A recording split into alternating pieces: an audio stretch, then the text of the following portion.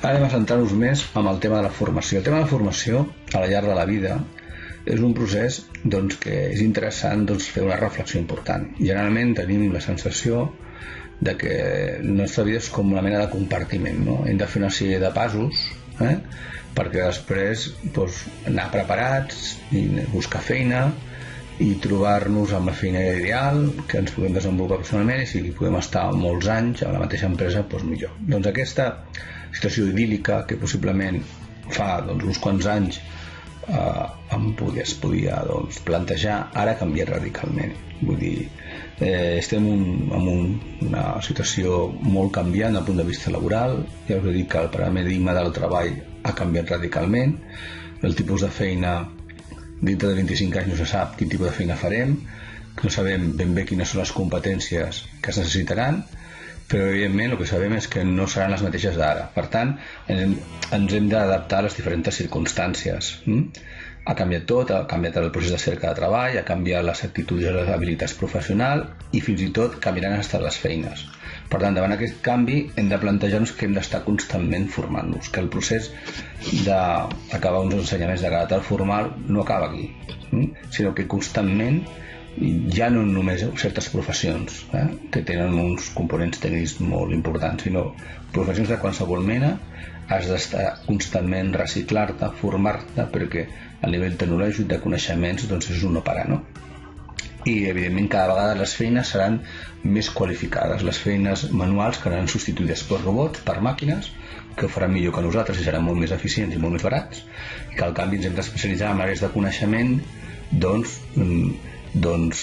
importants i per la qual cosa haurem de ser cada vegada més qualificats i més especialistes en el nostre sector. I això només es pot fer amb experiència i amb formació constant.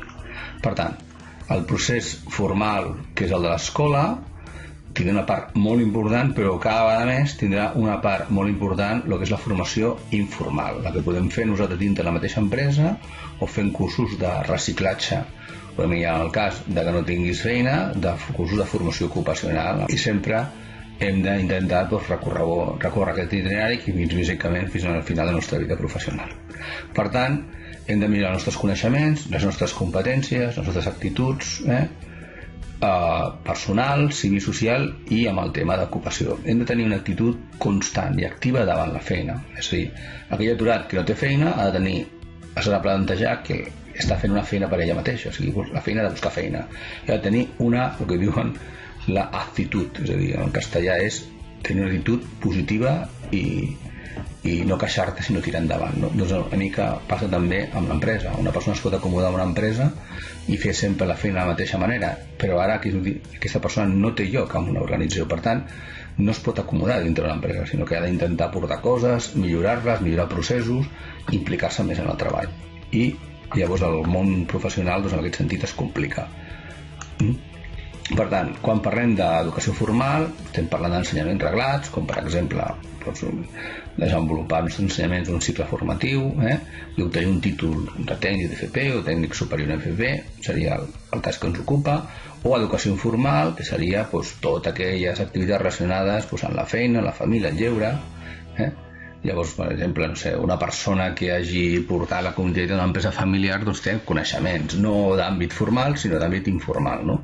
I és competent igualment. Hi ha molta gent que ha adquirit el seu ofici a base d'experiència, de treballar a casa o ajudar els pares en el cas que tinguessin negoci. Doncs això aquesta persona és competent i ha adquirit la formació d'una manera, com diu la mateixa manera, més informal que estar en una escola. Llavors, amb el tema de la formació professional, que és una mica que ens ocupa els nostres ensenyaments, conèixer que tenim cicles formatius de graus mitjà i grau superior i que hi ha uns requisits d'accés, això són els ensenyaments, i dona lloc a tenir un títol, un títol de tècnic, un títol de tècnic superior en el cas de cicles formatius de grau superior. Evidentment, tant un cicle com un altre dona lloc a una categoria professional que t'ha d'atorgar l'empresa i unes possibilitats de millora i promoció a l'empresa. I tant un títol com un altre, el cas de cicle formatiu de grau mitjà accedir a qualsevol modalitat de batxillerat. Ara hi ha un curs PON en el qual pots desenvolupar un cicle de grau mitjà fent aquest curs pont, pots passar a un cicle formatiu de grau superior de la mateixa especialitat. I, evidentment, si fas un cicle formatiu de grau superior, pots anar a cursar qualsevol estudi universitari. Aquí ho veureu una mica més claretat, no? És a dir, nosaltres podríem trobar-nos amb aquesta situació d'aquí, si alumnes que acaben de cursar l'ESO. Si no, podem entrar per l'ESO o bé els cursos d'aquests de garantia o PQPIs que s'anomenaven, que són persones que no han cursat l'estudi d'ensenyament obligatori. Això et pot donar accés a batxillerat o anar directament a cursar un cicle formatiu de grau mitjà.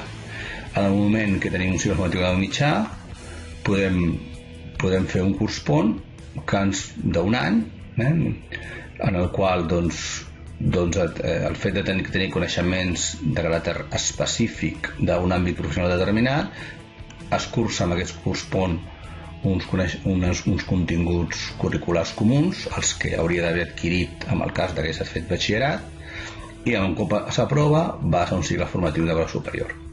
L'ordinari seria haver cursat, després d'ESO, haver cursat batxillerat, i un cop cursat batxillerat, en vez de plantejar-se la prova d'accés a la universitat, doncs anar per agafar aquest itinerari i fer un cicle formatiu de grau superior, i un cop acabat el cicle formatiu de grau superior pots anar un altre cop a la universitat. De fet, ara, degut a la situació de la crisi, ens trobem uns casos, i cada vegada són més nombrosos, el fet de que hi ha persones que han cursat una carrera universitària i per qualsevol motiu el sector està molt tocat per la crisi, reculen en el sentit de que fan un cicle formatiu de grau superior, que també tenen accés, evidentment, i perquè mirar les seves possibilitats d'ocupabilitat, no? I estar, en aquest sentit, tenir més competències per buscar feina de diferents àmbits, no? Aquí ens centrarem més en els ensenyaments de formació professional. Aquest aspecte és molt important perquè, com hem estat parlant abans, les persones tenen competències, són competents sobretot si han tingut experiència, han pogut aprendre en un àmbit de caràcter formal, per tant tenen una titulació i un reconeixement oficial, però hi ha persones que tenen aquest grau de competència i en canvi no tenen aquest reconeixement oficial. Llavors nosaltres la formació reglada en FP és una formació que ara tots els sistemes de formació professional, el que seria la formació inicial, la formació ocupacional i la formació reglada estan totalment lligades unes de les altres.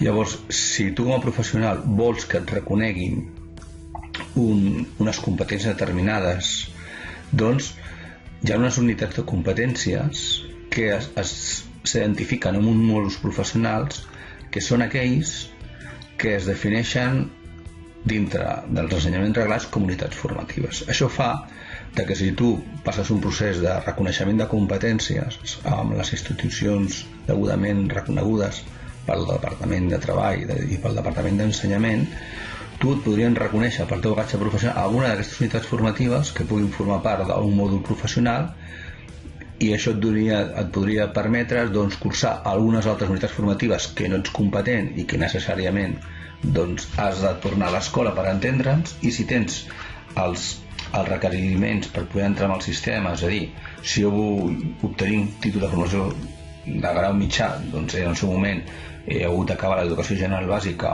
o a l'ESO, i em podria tornar-me a incorporar al sistema, no cursant evidentment totes aquelles unitats formatives que soc competent. Per tant, potser amb un petit esforç podria obtenir títol. El mateix passaria en anar a grau superior, és a dir, si jo tingués batxillerat acabat, podria accedir a grau superior i no cursaria totes les matèries, el que s'anomena ara unitats formatives, i això faria que tenim una oferta de formació professional modular, amb el sentit de que s'ofereixen no matèries sinó unitats formatives, és a dir, una matèria podria estar formada per 2 o 3 unitats formatives temporitzades durant el curs, i tu només assistiries a aquelles hores determinades per poder acreditar que ets competent i amb les proves pertinents donar-te l'habilitació i el reconeixement. I així obtindries una titulació oficial que podria servir per progressar professionalment dintre de l'empresa o per obrir-te altres camins professionals en el cas que t'hagués quedat sense feina i t'hagués haver de reinventar en aquest sentit. Programes. Aquests programes, parlarem d'uns quants en concret, però aquests programes es van canviant. Llavors tenim un programa, per exemple, el Ploterius, que una miqueta és aprendre, fer pràctiques d'alguna manera a Europa, hi ha diferents oportunitats d'aprenentatge, conèixer diferents sistemes educatius de formació, programes d'intercanvis de beques, i també hi ha donen assessorament per poder viure a l'estranger. És una plataforma, com teniu aquí, amb ajuda de persones que vulguin donar el pas de fer pràctiques o treballar a l'estranger. I també tenim el programa Europass. El programa Europass d'alguna manera també vol fomentar pràctiques a l'estranger, en aquest sentit. I en principi veieu una mica les característiques d'aquests programes, i aquí tenim una pàgina web en la que podeu accedir per veure una miqueta les oportunitats de feina que n'hi ha i l'assessorament que es dona en aquest sentit. Són programes europeus que funcionen molt bé, que acabem aquesta primera unitat i confio que us anar bé i esteu preparats per les activitats que desenvoluparem més endavant. Moltes gràcies.